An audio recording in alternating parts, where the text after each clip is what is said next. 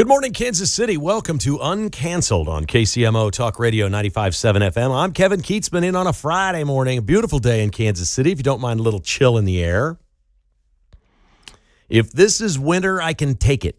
Even a colder, blustery day like this. Nothing like Mark Van Parlay's weather in Chicago for the Bears game this weekend, where he needs 450 yards passing between the quarterbacks to hit his parlay in what is going to be a very cold, nasty game.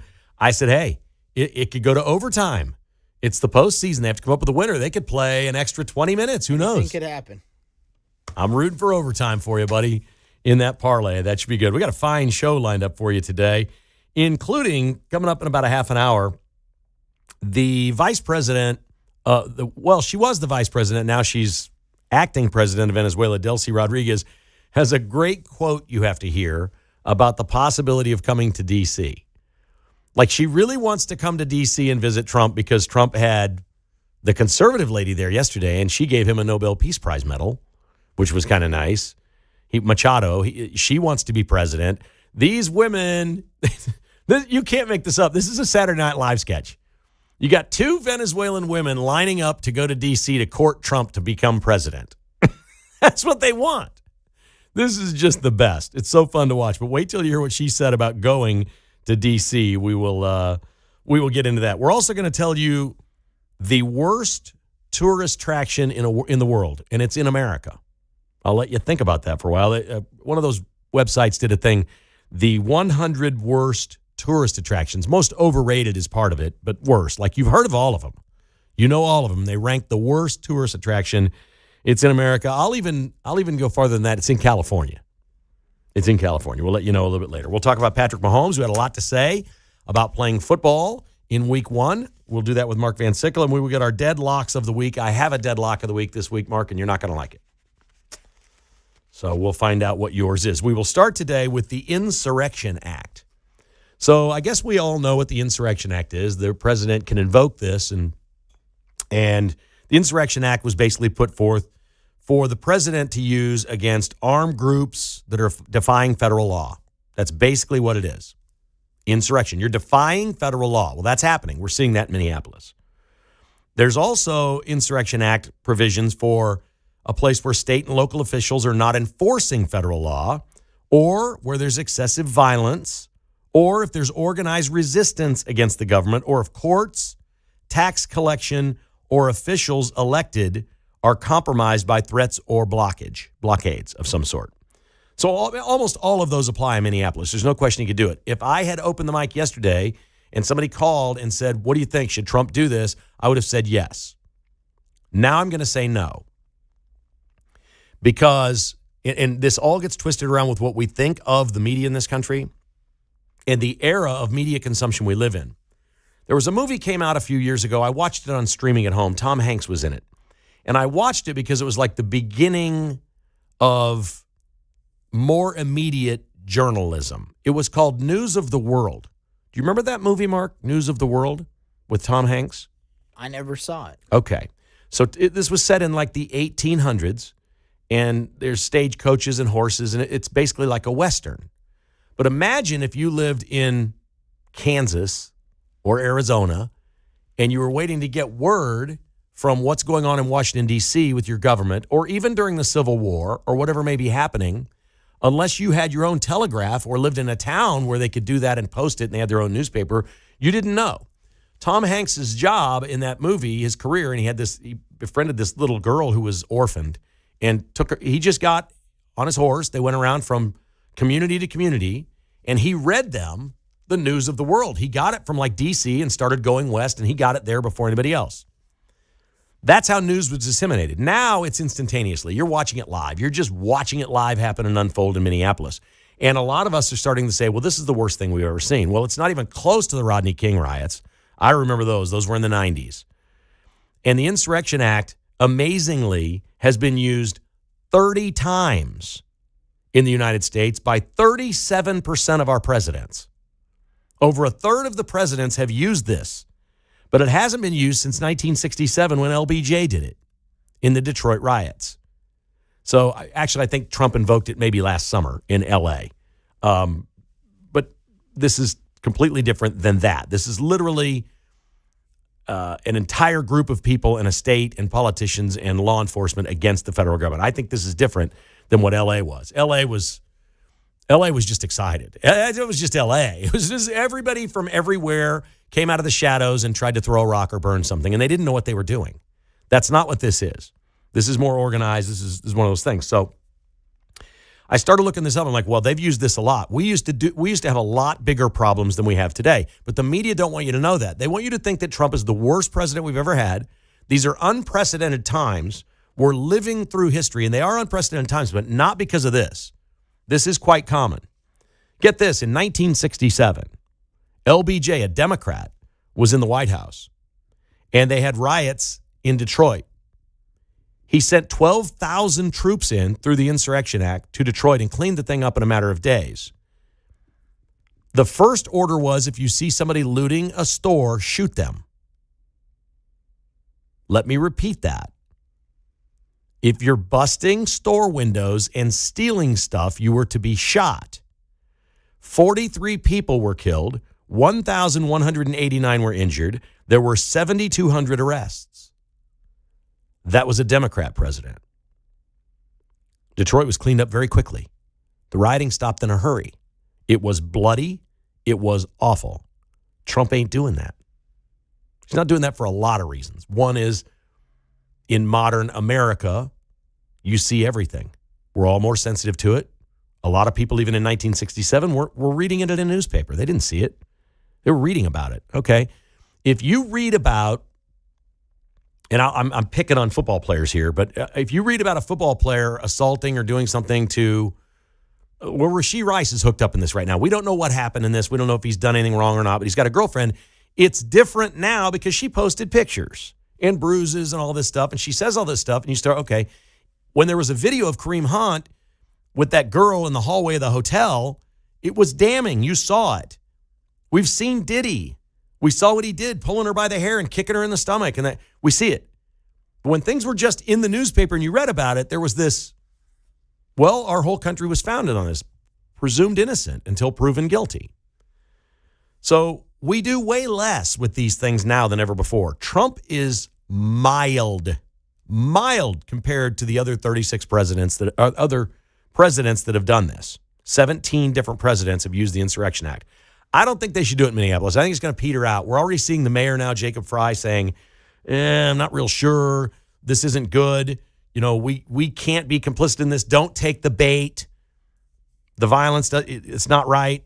So he's calming things down. I feel like this is going to, and it's really cold. Here comes more cold air. It's not June. I wouldn't do it yet. That's just me. I'd let this thing play out. I think America knows who these people are, and that's that. In Los Angeles, there was no Insurrection Act, but listen to this number. The Rodney King riots, everybody remembers those, 1992? 63 people died. 63 dead. And I think about a fourth of them were at the hands of federal authorities, National Guard or troops. Out of control, shot and killed. We've had Renee Good. That's it. One. There's been 63 in the Rodney King riots in the 90s. There were 43 killed in the Detroit riots in 1967. We haven't come anywhere near the levels of those things. In both cases, and this is where this is different, in both of those cases, the governor of those states wanted help. They got help, and they cleaned it up. The historical difference today in America is the governor of Minnesota doesn't want this. Gavin Newsom didn't want help in California. They're putting politics above the people. Last night, amazingly on CNN, Paul Begala, who's been a liberal blowhard for years, is on with Jake Tapper. So you think you know what you're getting here? Paul Begala says we should have one federal immigration law in America, and every city should be obligated to enforce it. What? This is like a Clinton-Obama guy. Paul Begala? That's right. Federal immigration law exists, and every city should be obligated to enforce it. Jake Tapper then agreed and said, everybody sitting on this set, reasonable people agree, that's what it should be. Now the talking heads in the media are switching. The liberal media are saying, wait a second, we should be going along with the feds. Now, it took me about 2 seconds to figure out what they're doing here. They realize the mayor of Minneapolis and the governor of Minnesota have no power anywhere. What they want with their party is federal power. They had it during COVID, man. They had it. They locked everybody down. They told everybody how stupid we were and what we needed to do and how many jabs to take, not whether you take it or not. If you don't take it, we should lock you up, you should be fired, or we should kick you out of the country. This is how many shots should you take. Remember that? That's the power they crave. They want that federal power. So now they're starting to think, we better not fight Trump on this too much because we're going to get in charge again one day and we're going to take advantage of it. We're going to do whatever will we please. But they're right. They're absolutely right. If there's a federal immigration law and we have all these immigration services at the federal level, no city should be able to block that. Kansas City should not be able to block a detention center for criminal, illegal aliens that the federal government is paying for. That Kansas City has no rights in that. I'm sorry. Your personal beliefs don't matter. Country above that for these issues. The issue of immigration is a federal issue. It is not a Kansas City, Missouri issue. It is not a Minneapolis issue. It's just not. And we're starting to see this. And I love it because, the Democrats love them some federal government now. That's their favorite thing above everything else. They like that better than ice cream. They like it better than their alternative lifestyles. Oh, did you see me count to 3 there, Mark, before I said something I would regret? They like the federal government more than their alternative lifestyles. It's true, man. They love them, that stuff. So now they're thinking we better tamp this down in Minnesota a little bit here because we got to make sure that there's no precedent set. Can you imagine every redneck county in America has precedent in Minnesota that when they start locking things down, when the Democrats are in charge again and they become oppressive to all of our lives, every redneck county everywhere says, to hell with that. Come get us. Because guess what? The mayor of Minneapolis says he's outmanned and outgunned. That ain't happening in backwater Georgia. You're going to be outgunned and outmanned. There's not enough troops in this country to hit all these places. You're not stopping those people from doing anything conservative they want to do. So good luck. And I think the Democrats know that. 913-408-7957. That's 408-7957. A little levity to get you going for your weekend. It's a Friday edition of Uncanceled on KCMO.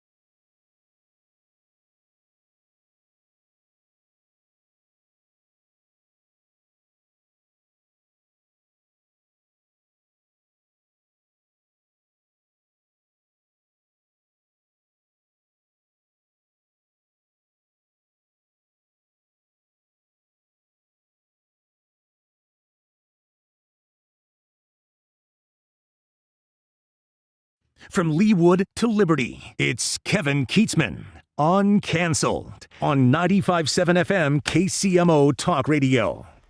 I definitely decided the other night I could live in Liberty in a heartbeat. That's a neat community, man. In a heartbeat. I've been going to Liberty since 1985 was the first year I covered Chiefs training camp in Liberty. John Makovic, I believe, was the head coach at that time. I was an intern at Channel 4, and I was sad to see it leave Liberty. Great community. They've had some great high school football players through the year. We used to fly the helicopter in there to their high school games from Channel 4 and video the Friday night games. I miss Liberty in a lot of ways. It was great being up there the other night. Did they do the Chiefs game or Chiefs training camp at William Jewell? Yeah. It was they cool. Were my rival in college. Oh, really? They were in the NAIA for a while. Now they're Division II, but okay, we were big rivals. Yeah. Well, Chiefs training camp is coming back to Kansas City. I think we can rest assured with that. I'm going to guess that Olathe is the location. In Olathe. Olathe. Let's go to the phones. We got Terry on the line from Lake Quivira. What's up, Terry?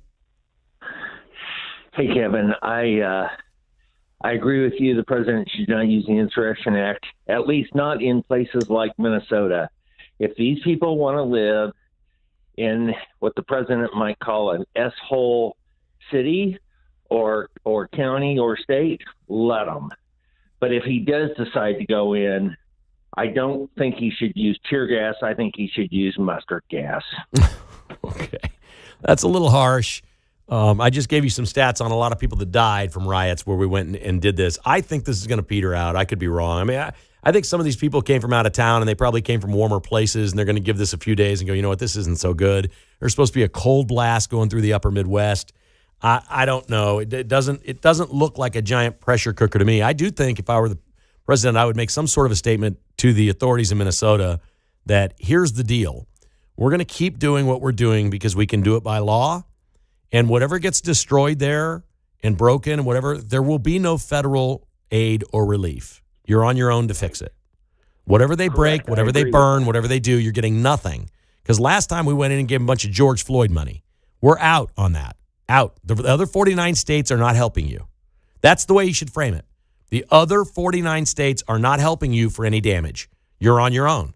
Get your people out in the streets and calm this thing down, or you're going to hold the bill. We're not paying for it. I think also there are red states that are in trouble that would welcome the presence of ICE. So I think that's where it ought to be dispatched. And if there's some resistance, maybe use what places do you mean? Act. Well, I don't have any in my mind. Oh, okay. I've heard some stories about like Memphis, Tennessee, and whatnot.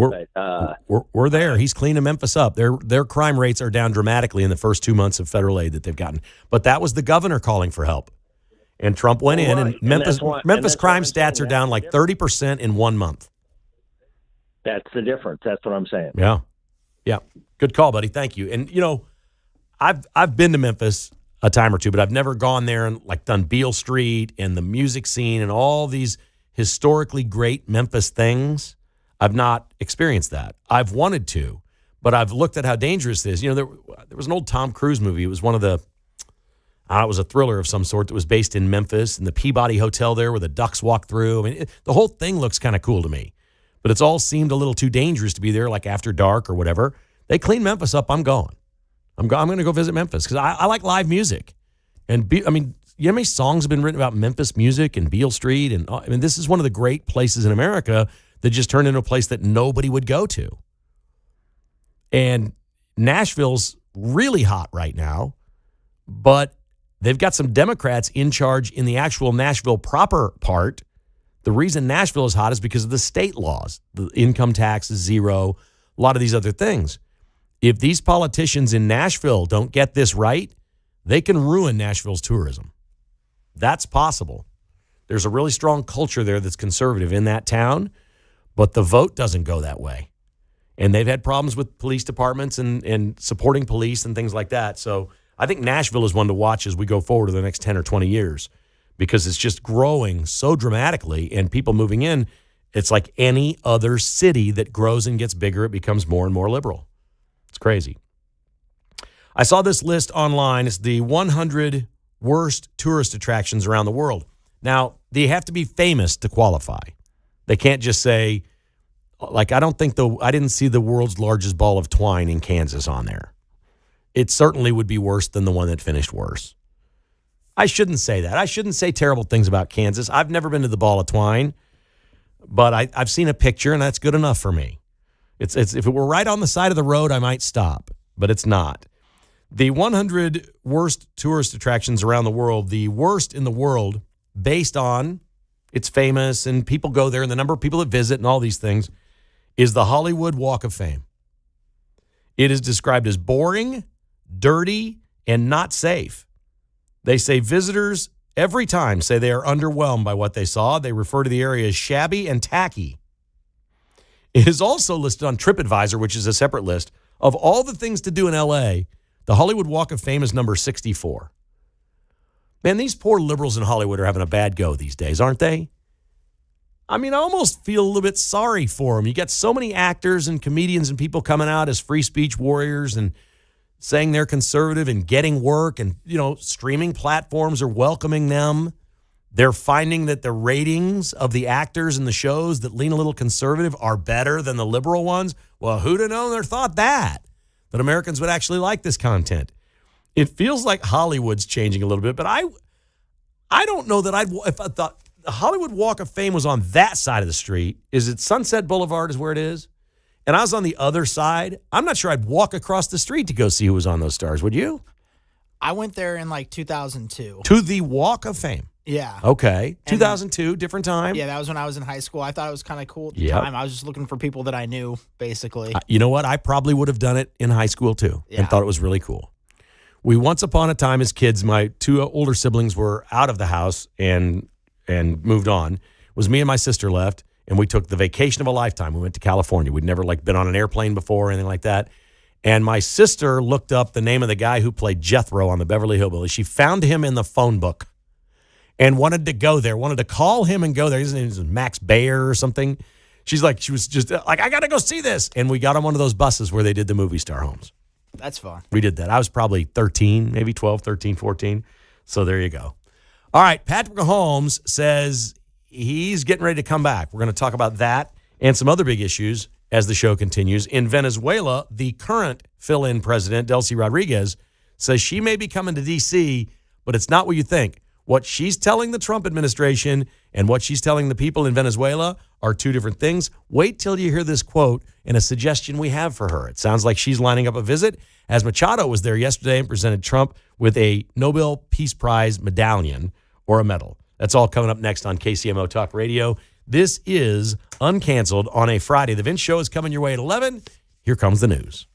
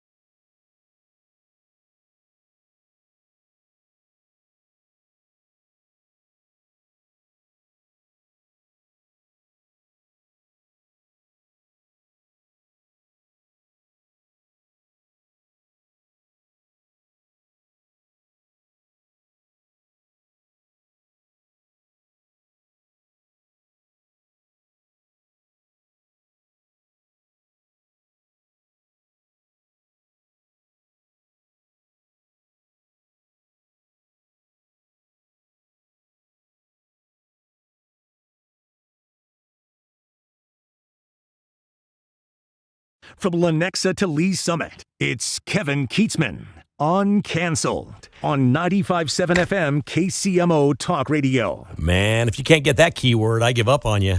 Us to 95819 for your chance to see Riley Green and meet him at the Stagecoach Music Festival. 95819 is the number you text it to. That's 95819. Just text the word us, and you got a chance to win. That is pretty cool stuff. Did everybody see this week this worker at the Ford plant where where Trump spoke in Michigan? And he hollered at Trump as Trump was not delivering his speech. He was walking on kind of up in the rafters. And as he was walking, there were a bunch of workers down there in the factory on the floor. And a man named TJ Sabula hollered at Trump, "You pedophile protector." And Trump turned to him and mouthed the words, "F you." And then he kept doing it, and he did it a couple more times, and Trump eventually flipped the guy off. Now, I'm not the one that stands here and says, oh, it's a bad look for Trump or this or that or whatever. And listen, I understand the reaction. It was a little telling, though. I don't know why that would bother Trump so bad. Ford Motors can do whatever they want. They've put this employee on leave right now. Because he's in a union, I don't think they can fire him for this. They've put him on leave, and over $400,000 has been raised on a GoFundMe page for this employee. That's liberals just sending him money saying, way to go, you got a piece of Trump and you made him flip you off. That's awesome. Here's some cash. So the guy's clearly going to cash in and be just fine. He probably won't want to work there anymore. But let me say this pretty clearly. If a politician shows up at a place of work, as far as I'm concerned, those workers have lost no rights to free speech. They can heckle, they can say what they want, they can do whatever they want. The employer, on the other hand, has the right to do whatever they want with that employee when that happens. If Ford Motors wants to fire him, they can. Trump needs to stay a million miles away from this. In fact, if it were me, if I was Don Jr., I'd say, Dad, you know what you should do? Have this guy to the White House. Just sit down with him, have a beer summit. You pour the guy a beer, whatever, like Obama did with was that Joe the plumber that he did that with back in the day? Yeah. It was a great photo op for Obama. It was like, I want to listen to you. This would be a great opportunity for Trump. Now, here's the problem with this TJ Sabula. He does an interview with the Washington Post, and he tells them that he's a political independent. Well, that's not true. He's donated to Act Blue 4 times, and he's clearly not voted for any Republicans ever. It's not his thing. He's a leftist. He posted a picture one time on social media of the Statue of Liberty slingshotting Donald Trump with a COVID mask through the sky, through the air, like the Statue of Liberty. It was a meme. He's also posted a lot about BLM and things like that. So it's a hardened leftist. He said his piece. That is America. I'm not kidding you. If I was Trump, I'd be like, bring the guy in. Let's sit. I'm going to give him 10 minutes. That's it. I'm too busy for this, but I want everybody to know I'm going to listen to the guy. And then I'd probably say, you know what? I shouldn't have flipped you off, dude. I'm sorry. You deserve better. Free speech is your right. I don't know what Ford's going to do with you. I'm not involved. I don't know about your union and your protections there. I just want you to know that I respect your right to say what you said. And, maybe I should have done better. Now, I'm not doing this in front of cameras or anything like that. It could remain private. But as a man, I think that would be a really cool. And it also goes along with what we've heard about Trump, that privately, that's kind of who he is. That some of the things you see publicly, the bombastic stuff, is not really who he is. He's a listener as much as anything else. And imagine what it would do with the auto workers, with the bros that work for a living, which has been such a huge voter block for the Republicans now, especially union members that didn't used to be. I don't see a downside with this. I'd have a summit with the guy in some way, whatever it is. Take him out back on the putting green at the White House. Something, I don't know. There's a bowling alley in there still, isn't there? Go down to the bowling alley, roll a couple of, whatever. It's not getting, the crazy part is not getting that much attention. They're all so locked in on Minneapolis right now. This would have been one you would normally think the liberal media would just pounce on. The president flipped off a liberal union worker. He hates unions. Trump hates unions. He hates auto workers. You could just see it.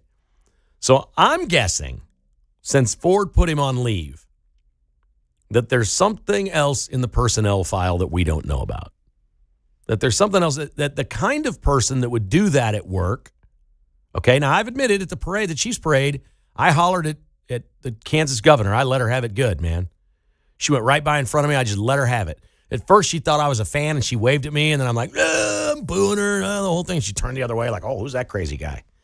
Like, I just let her have it. People were laughing around me. They thought it was great.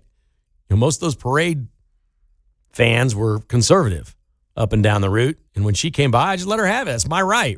It wasn't vulgar. I didn't call her vulgar names or any curse words or anything like that. I just heckled her, And so I think you have the right to do that. My guess is if this guy did that in that situation, he knew he could lose his job, and there's something else in his personnel file that he's just a little bit of a firecracker, that maybe he's been just a bit of a problem. Maybe not, but maybe an idea for Trump to think about doing that. Venezuelan's acting leader is Delcy Rodriguez. She's a puppet. We are basically Marco Rubio is basically running the government of Venezuela right now. Delcy Rodriguez is doing everything we ask, and they've only granted her one wish. They're like, you have one wish, Delcy. What is it? She goes, please let me say whatever I want to my people without any repercussions from you. And I think the Americans said, I think Rubio says, fine. Yeah, tell them whatever they want. Just we're watching. Rubio and Trump have both said we're watching their actions in Venezuela. They don't care what she says. If it helps and calms the people and makes them feel good, great. You say whatever you want politically. She said this, if I have to go to D.C., because questions were coming about this Machado who was there yesterday, and they're like, are you going to go sit with the president and, have a face-to-face? She said, if I have to go to D.C., I will go standing up, not crawling. Okay, nice metaphor. No problem. It's really no problem. You can show up at the White House and then kneel in private. Because that's what you'll be doing. You have no say. You do. She can do whatever she wants. But they'll have to extract her. I don't think she wants the Maduro treatment. It's a powerful thing. You can be the president, and we're supporting her. Even though she's a socialist, whatever, just do what we're asking you to do. As long as you're doing that, we're okay here. That's an outstanding policy. I hadn't thought of it. I just figured immediately this Machado would be put in there, or they'd have an election within 6 weeks, whatever. They're like, no, let's not even change the country. We got our guy out of there. The new person knows what we're capable of, saw it firsthand. We want you to do this.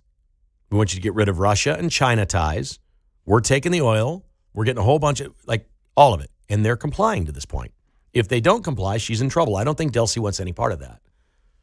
I think she wants absolutely none of that in any possible way. All right, to the phones we go. Is this Mark on one? Very good. Mark, what's going on in your world today, buddy? How are you? Hi, Kevin. I always enjoy listening to you, Kevin. You make me smile. Thank you. That's a nice compliment. Thank you. You're welcome. But I got to tell you, on this Trump deal, they tried to put him in prison. They tried to kill him. Then they want to link him to Epstein. When you got the Epstein linker, Clinton. And I just think, I love what he did. I just love it. I mean, just to think. I'd give him the double bird. And this guy he's not pretentious. He is very real. He's going to tell you exactly what's on his mind. And I tell you, when I saw that double bird, if I could have done a somersault, I'd have done it. I just thought, well, that's so cool. We got a president that's going to give you the bird. And I just can't get over it. He's president for that man as well. And Biden was my president. And I'm not going to make a big deal of it. This is not, a hill I'm dying on with Trump. We know what he is. But I think what got him was the fact that it was about Epstein, the pedophile thing. Something's going on here that gets under his skin. If he hollered something about anything else, I don't think Trump does that. I mean, you name it. Like, you're an insurrectionist, January 6th, whatever. I don't think he'd flipped him off for any of that stuff. I agree, Kevin. I think it was about, pedophile protector is very offensive, but he's got to be more sensitive, or he's got to be tougher than that, not so sensitive. But that's what we've grown to love about Trump. I know, but he could get with you and I. He could have a beer with it. He don't drink beer. I know. He would sit down and talk to you. We could have a McDonald's burger with him. Yeah, that's exactly right. That's what he should do, is have a Big Mac and have RFK there and say, okay, RFK's having his once-a-month cheat meal. Here we go. And do it that way. But I just, again, this is not I don't want to make a big deal about this. The big deal to me is what should happen next. I think it's an opportunity for him to show a side that people in private talk about all the time. and say that's who Trump is and steal one from Obama's playbook. It doesn't have to be a beer summit, but say, listen, I shouldn't have done that. I shouldn't have done that. I want to sit down with the guy. I'll give him 10 minutes of his time. I want to hear what he has to say, and I'll follow up on it. You think you know something about the Epstein thing? I'll look into it for you. Because what this man is, even though he's a Democrat that did this, what this man is, he is the actual face and identity of MAGA. He is a union-working Ford Motors factory plant worker. That's somebody you should give respect to if you're Donald Trump, completely and utterly. That's how he built his brand. All the respect he gave to the people that work on the job site. We've heard all these stories about how great he is to those people. This was a mess up. These are the people that Trump connects with best. Now, this guy's a hardened liberal, it sounds like, and there's no change in him. But it doesn't change the fact of who he is and what he does. I'd do it. I'd follow up on this if I were Trump. I would. Kevin, I just got to tell you, I had a friend of mine worked for General Motors 50 years. Well, I mean, just one of them ones they wish he'd go away, but he's not. And I have been in just virulent discussions about Trump. And I just think sometimes, what is wrong with these people? I just have a very difficult time. And when are you supposed to quit bowing and being the false person? You know, we look at what happened with Biden and his administration, constant lies. I just kind of admire a guy that's right there with me. What Trump did was human. I agree with that. And again, I'm not pounding him on this. It's not the end of the world. But there's something about calling him a pedophile protector, something that got under Trump's skin like nothing else. And he probably ought to try to fix that. That's bad, Kevin. If somebody called you a pedophile protector, you wouldn't even insinuate that I have some. I worked in the criminal justice field. The whole idea and thought of that just it stinks. I can tell you stories. It's just bad. Yep. So I that's just how I feel. But I appreciate you, Kevin. Thank you, Mark. Appreciate you, buddy. you. Mark and Shawnee, one of the goats here at KCMO Talk Radio. I saw a thing this morning in Tampa. It looked like a beautiful day in Tampa. I'm going to guess we have a lot of listeners in this audience that either have, fifth wheels or RVs or like hitting the road and doing things like that. I'm a little surprised there's not like RV ads on the show, but maybe an RV dealership would like to come in and be on here. I'm telling you, this is a sweet audience for it. They have the RV Super Show this weekend in Tampa. I have never seen anything like this. There are 1,500 RVs in one place. Now, what show? I love the auto show when it comes to Kansas City because I like cars. And I like seeing the new cars. I like seeing the supercars. And I don't know how many a couple hundred at the auto show maybe. I don't know. It's great. It's a great time. I can usually bust through there in an hour and a half. It's a good fun time. 1,500 RVs. Now, this isn't you just walk by them. RVs, you get inside and check them out. That's the deal. How does anybody go to an RV show, Mark, with 1,500 RVs to see? How many would you see? If you had the whole day, how many would you look at? A dozen? Yeah, I guess unless you're just browsing, like walking quickly around and not like actually going in them. I mean, Maybe you see more, but I don't even know. Walking by 1,500 That's sounds a like a lot. chore. You should see this facility. It's clearly like this big convention center. So I think there's a bunch inside too. And then it looks like a football stadium, a giant parking lot. And they all take 10 parking spaces. It's crazy. The RV Super Show in Tampa, and they're expecting a record crowd this year. Yes. People like the open road. Yes. People like burning gasoline. No. People don't like flying all that much. I think it's fantastic. When Uncanceled continues, Dead Stone Lock of the Week. We'll check in with Mark. Jayhawks got a big game tonight. And Patrick Mahomes has a target date for when he plays. We'll talk about it next.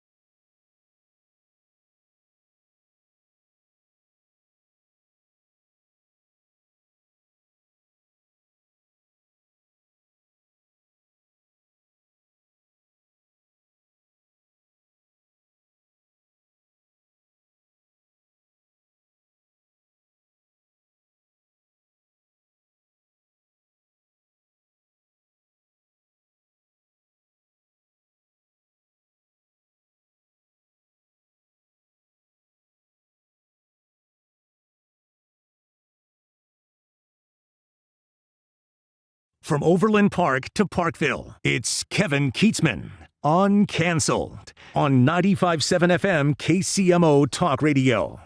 It's been a month since Patrick Mahomes had knee surgery, double knee surgery, and he spoke with the media yesterday via a Zoom call, said everything's going great, and he's targeting week 1, and his doctors tell him that that's possible. Mark Van Sickle, how excited did you get when you heard that information? I mean, that's just what I assumed from when I heard about the injury. I just know how he's going to attack the offseason and the injury, so I just figured week 1 was probably going to be the target. Okay, so put some odds. You're an odds guy. Odds, 1% to 100%, odds that he plays the opening game.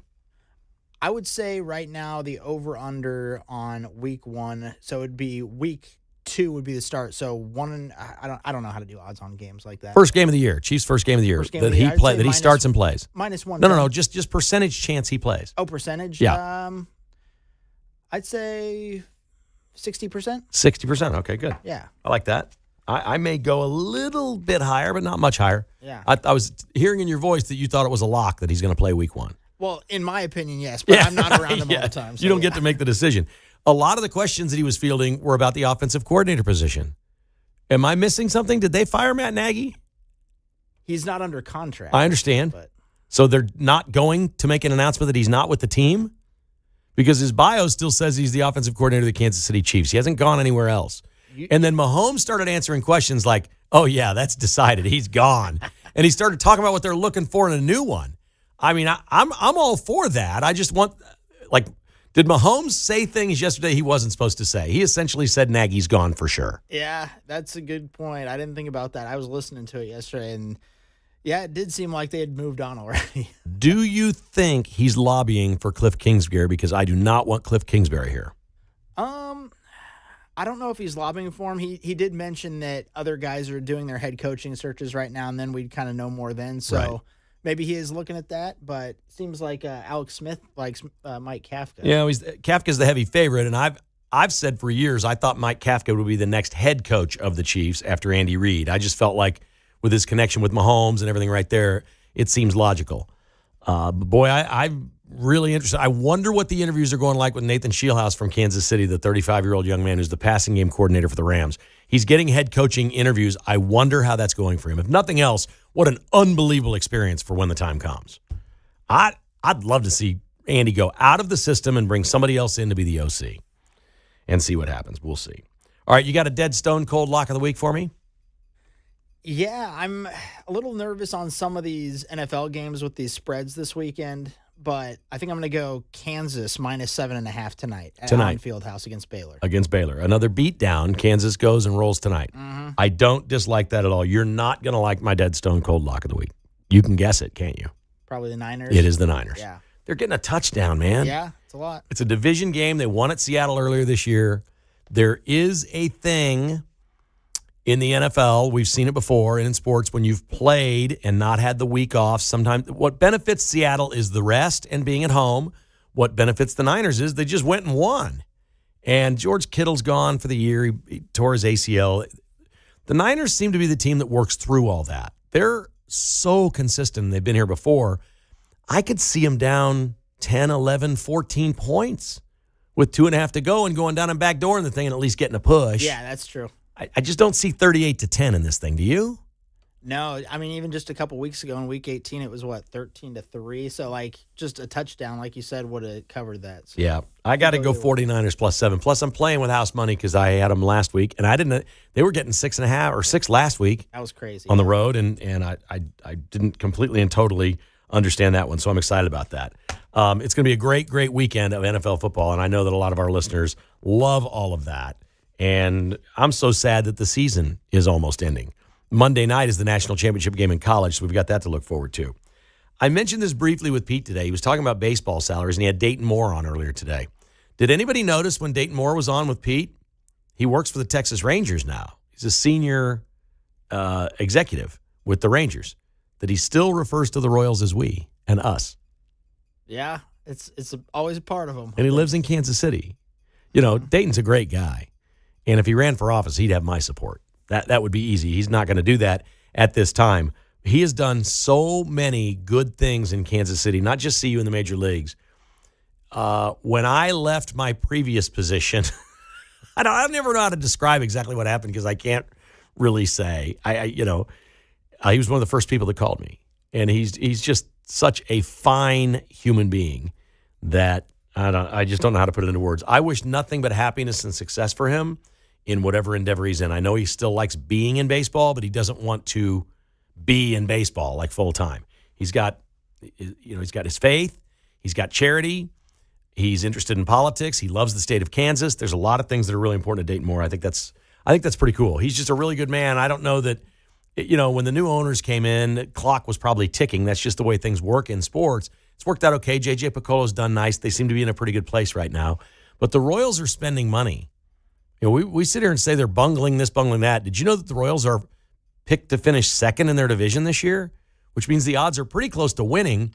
And they have the 12th most money on the books for salaries in contracts of any team in baseball right now, out of 30.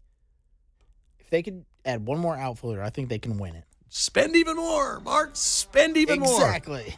Just walk across the state line, pick up about $1.8 billion from the state of Kansas, build your ballpark at 119th Street, and then you can spend like drunken sailors. Because it'll just be a clear runway for you. Is all paid for with Star Bonds, which is still sitting there. I know people think that that's not available. It's absolutely, Kansas is still in play for the Royals, and certainly they'll have to have something decided here in the next couple of months. That's it for Uncanceled. Have a great weekend. The Vince Show is coming up next.